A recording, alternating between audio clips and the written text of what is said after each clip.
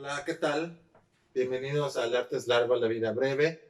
Mi nombre es Ricardo Tato y bueno, pues aquí estamos en una cápsula más de, de este programa que trata sobre el arte y la cultura y distintos tópicos que conciernen a estas distintas disciplinas.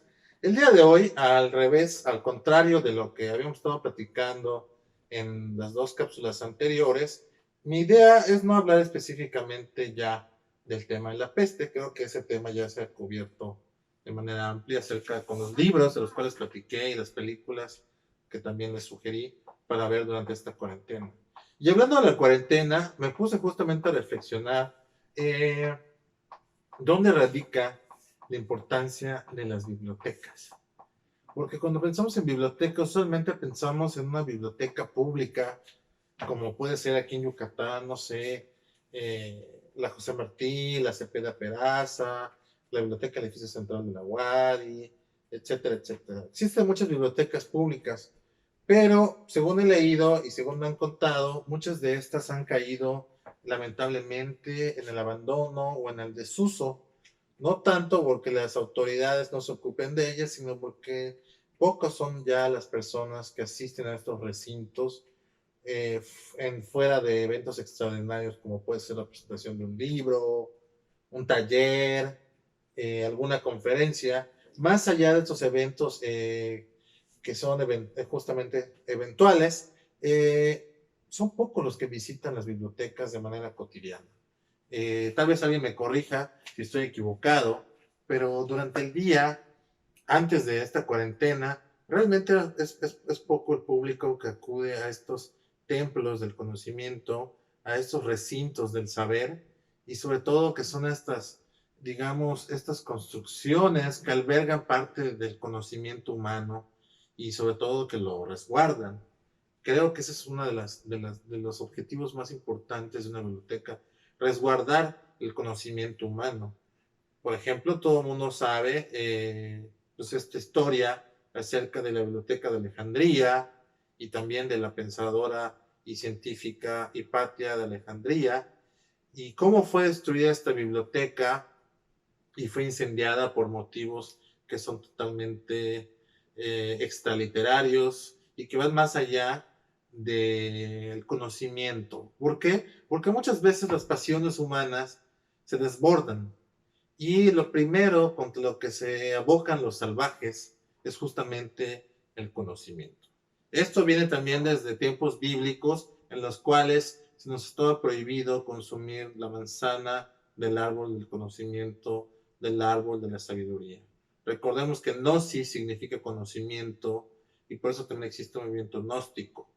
Entonces, ¿por qué las religiones nos han de alguna forma alejado de esto? ¿Por qué habría de ser tal vez un pecado original el saber? O tal vez saber más que un supuesto Dios.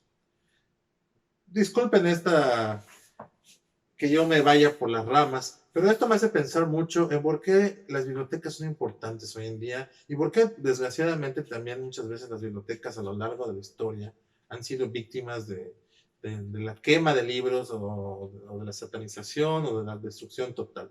No solo está el caso de la Biblioteca de Alejandría, sabemos que durante el Tercer Reich de Adolf Hitler en Alemania también hubo una gran quema de libros y sin irnos más lejos, también está el auto de fe de Maní, de Fray Diego de Landa, que justamente incendió y destruyó muchos de los códices mayas que albergaban el conocimiento no solo astronómico y científico de los mayas, sino parte de su cosmogonía y filosofía como civilización avanzada que era, ¿no? Entonces, por eso estos bibliotecas finalmente surgen y tienen su valía en que son este depositorio donde se resguardan estas palabras, estos pensamientos que nos han caracterizado como especie pensante.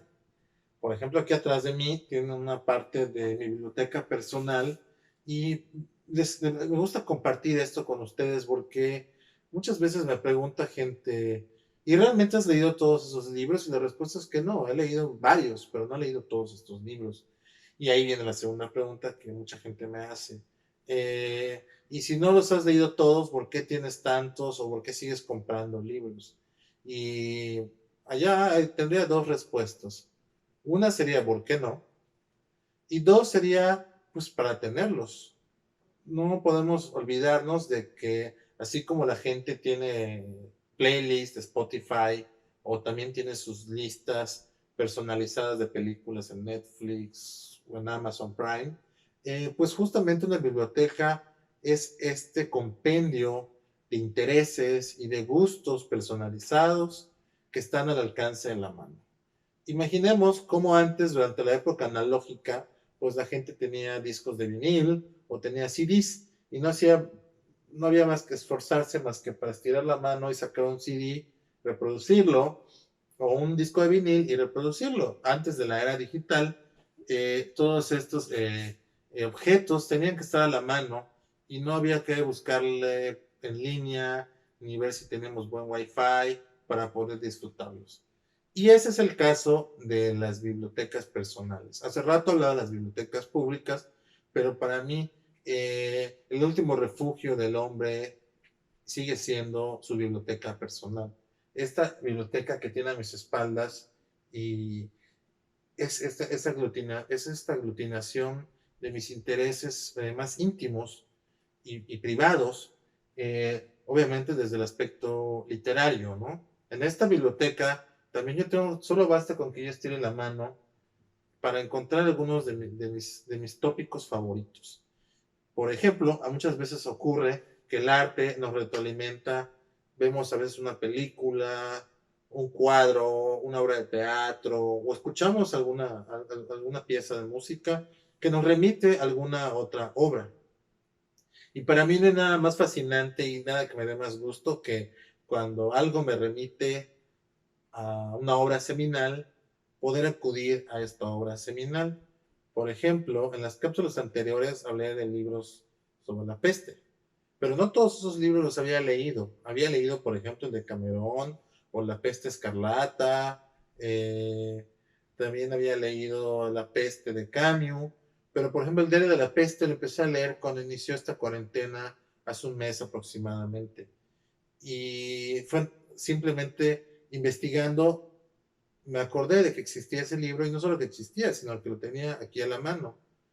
Y yo de hace 2 o 3 años o de hace 5 años lo ignoro.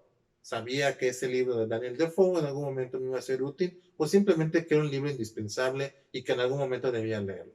Entonces para mí es fascinante cuando un tema lleva a otro, así como vamos de links en links de Wikipedia o de las páginas y vamos surfeando la web con los intereses, pues lo mismo es una biblioteca. Un libro o un autor nos lleva a otro y a otro y a otro. De ahí la importancia para mí de que todos, de alguna manera, desde la más modesta hasta la más ambiciosa, tengamos una biblioteca personal. Sobre todo en estos días de cuarentena y de aislamiento social, este tipo pues, de espacios han probado ser muy útiles y sobre todo han probado ser un área de esparcimiento y de entretenimiento sin fin. Bien decía Borges, siempre imaginé que el paraíso sería algún tipo de biblioteca. Y el argentino no estaba exento de razón. Realmente es el paraíso y también es el infierno.